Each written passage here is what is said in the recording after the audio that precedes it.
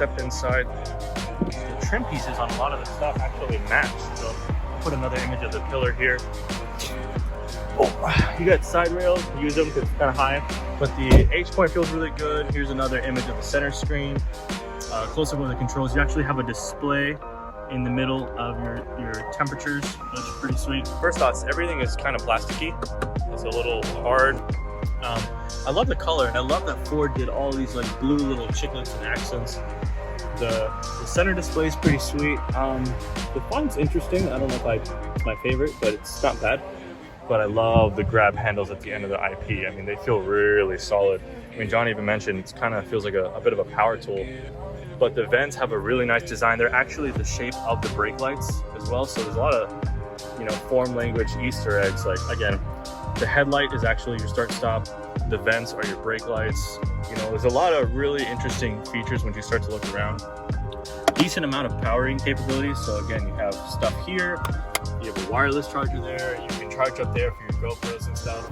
I'm still trying to figure out what this QR code is behind the mirror. But again, here's a close-up of your toggles, and the texture on the switch matches the pillars. And like I said earlier, the lock stuff. Here's a color mapping for the seat. A lot of room. It's a pretty sweet interior overall. Well, it's got a decent sized screen. Easter eggs everywhere. Yeah, like John said, Easter eggs. Let's see what shows up. Yep, there you go. Where's that? Oh, I didn't even notice that. Wow. Look at that. So you have your build badge, focus. Man, your seats are pretty comfortable. Window switches are in the middle.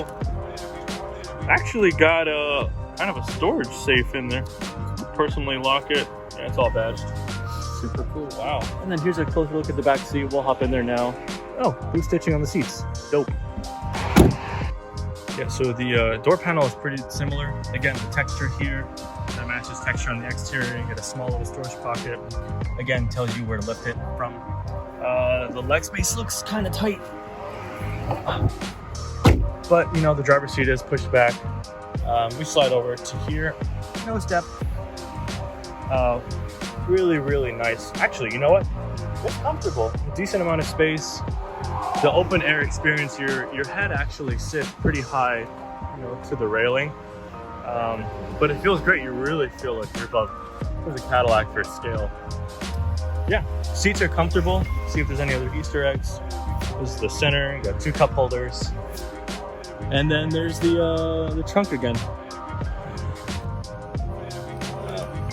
Trunk open? Oh, okay. So yeah, I guess this is the back half. You have some sort of oh, there it goes, hydraulic. So there's some sort of storage space here. Another piece of equipment for storage here. What the hell is this for? This is factory. It's got Bronco stamping in it. So even with the roof, well, the whole top down, you still have a decent amount of room in here to kind of put things. So it's not like it totally takes away from the functionality of it. So it actually has even more storage space that you can get most likely from the factory as an accessory part. Dude, check this out. Oh, damn. Oh, that's dope. And it's Bronco branded.